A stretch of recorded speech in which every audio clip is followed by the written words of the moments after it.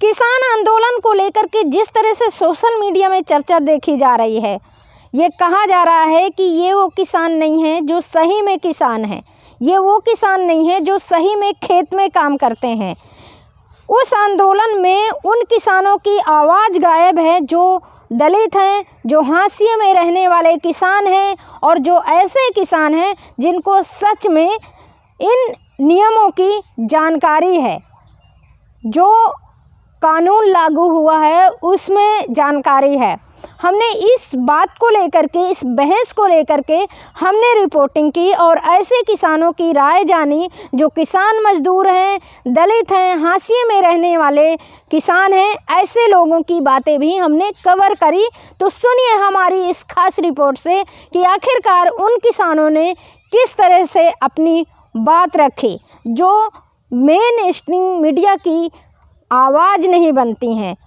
तो आप भी किसान धरने पर जा रहे हैं दिल्ली के लिए? हाँ, हम भी किसान धरने पर जा रहे हैं। क्या क्या तैयारी करके जा रहे हैं? हम किसान हैं, हमारे पास सारी तैयारियां होती हैं। हम देश नहीं दुनिया को खिलाने वाले जाति हैं। क्या हैं? हम किसान जाति हैं। हम देश नहीं दुनिया को कमा के खिलाने वाले हैं। हमें आवश्यकता किसी से सहयोग की ज़रूरत नहीं है, केवल ईश्वर परमात्मा से छोड़ करके।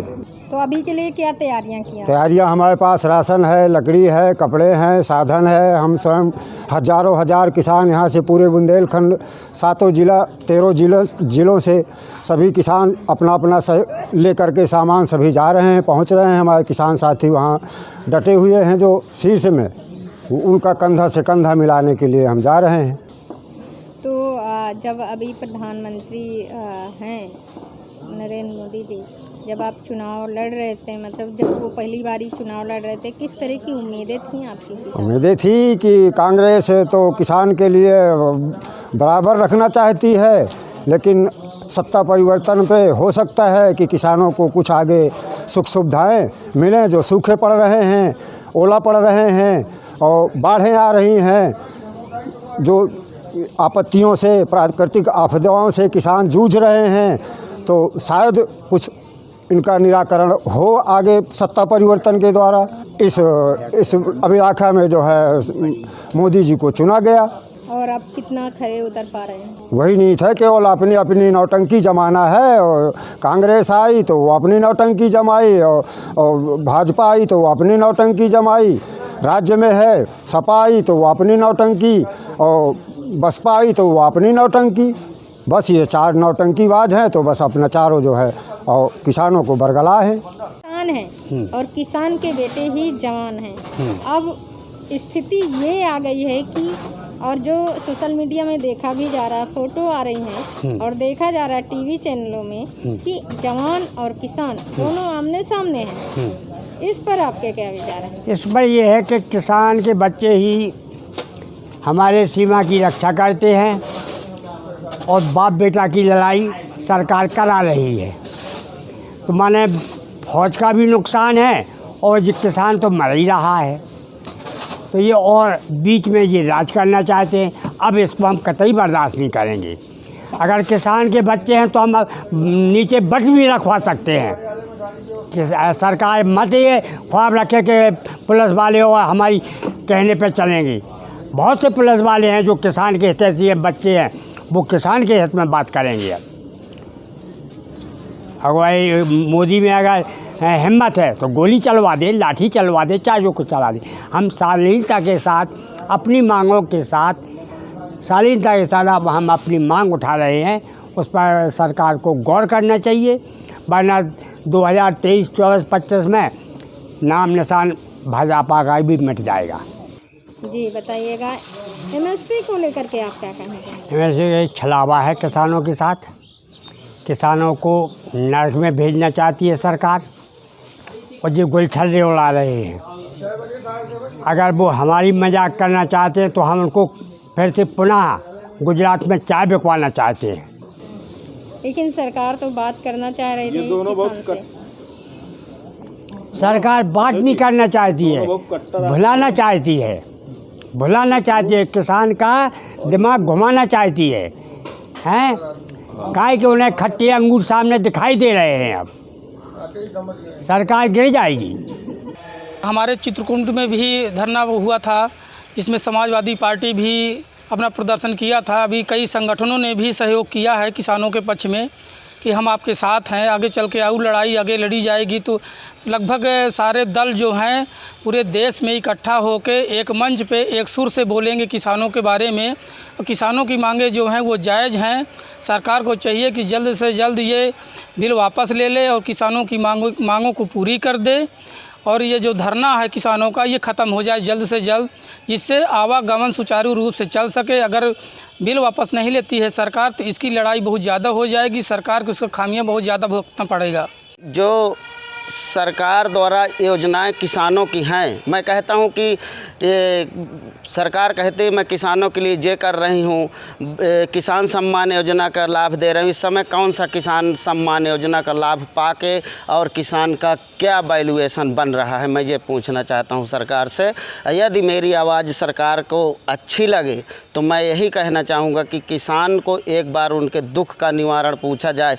खाद सस्ती कर दें, बीज सस्ता कर दें, साधन चल रहे हैं सरकारी रोडवेज चल रही है, इसको सस्ता कर दे, जो कि किसान को भी लाभ मिले, सबको फ़ायदा हो और सबको उसका निवारण हो। सरकार के कुछ समझ में ही नहीं आ रहा जनता के कि सरकार क्या कर रही है और किसान क्यों रोज़ मर रहा है।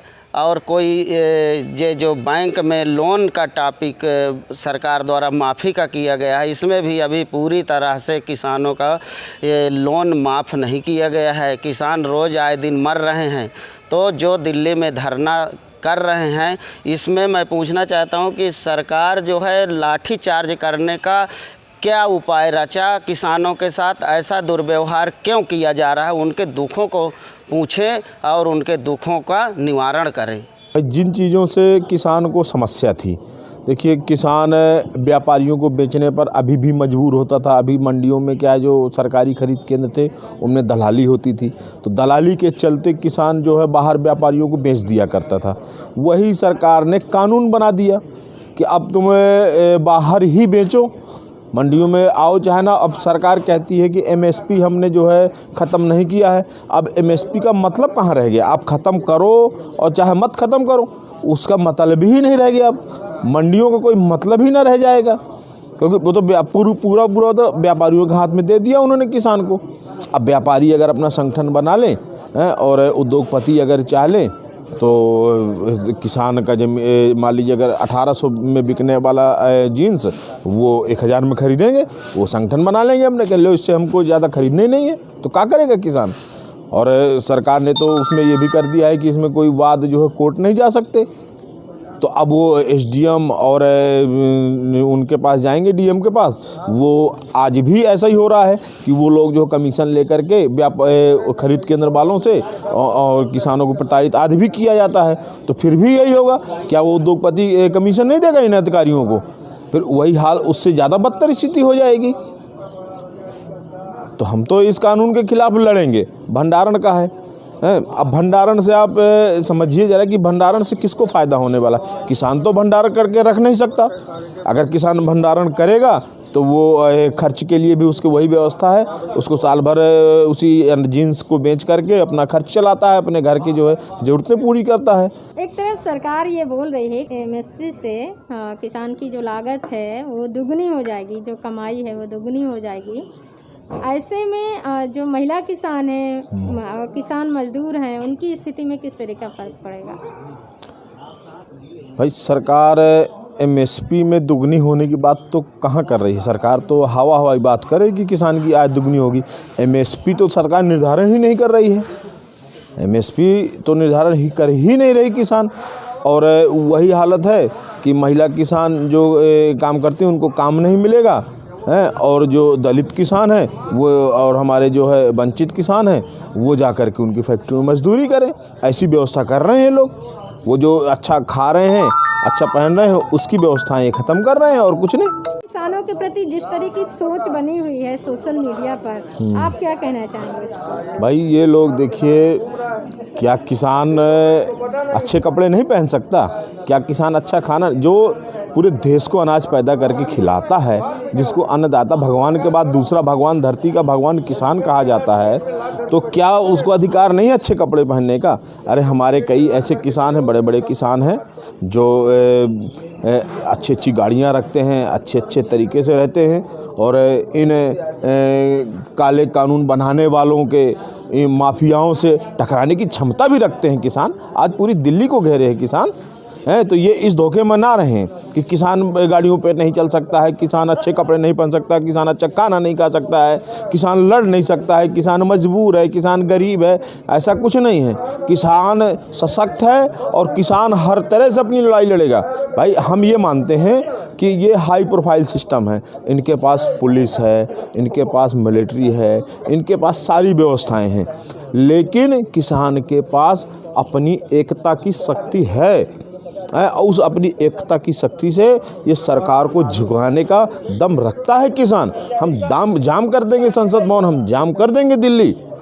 तो मैं इनसे कहना चाहूँगा कि ये कानून वापस लीजिए, ये किसान हितैषी कोई कानून बनाइए, एमएसपी पे कानून बनाइए, एमएसपी निर्धारण करिए कि भाई इससे कम जो है आपका नहीं बिकेगा, तो जिससे किसानों को फ़ायदा हो। जो आप सुविधाएं उद्योगपतियों को देने वाले हैं, वो सुविधाएं आप किसानों को दे दो, तो जिससे किसानों की स्थिति भी सुधरेगी और किसानों का व्यापार भी बढ़िया रहेगा, वो जीन्स का उसको बढ़िया मूल्य भी मिल पाएगा। देश के एकमात्र नारीवादी ग्रामीण न्यूज चैनल को समर्थन करने के लिए हमारे YouTube चैनल को लाइक और सब्सक्राइब करें। हमारी वेबसाइट पर सदस्य बने। खबर लहरिया, आपकी खबर, आपकी भाषा।